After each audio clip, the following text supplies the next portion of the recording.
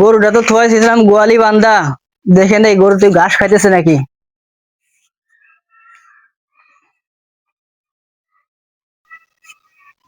গরু তো আছেই বান্ধা, গরুর বাছুর হয়েছে।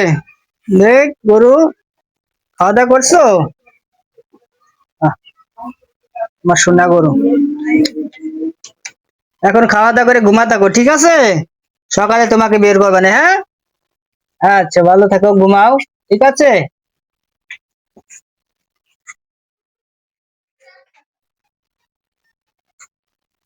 রে বাবা, এই গরুটা দিয়ে বাছুর আছে, এই গরুটা আজকেই মারিয়ে দেবো, তারাও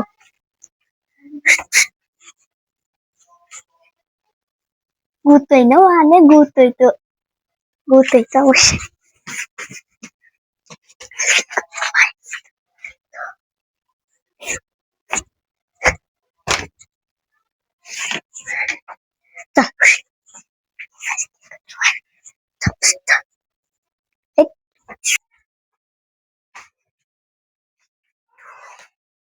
এই গরু চরে নিয়ে গেল রে, আমাকে আর গরু চরে নিয়ে গেল।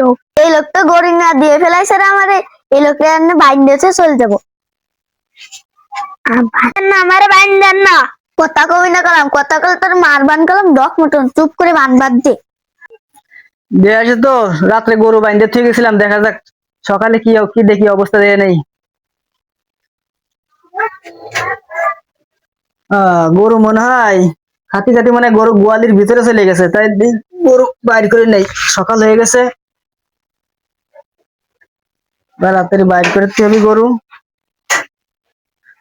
গরু আসে না করে, এই আসে না করে।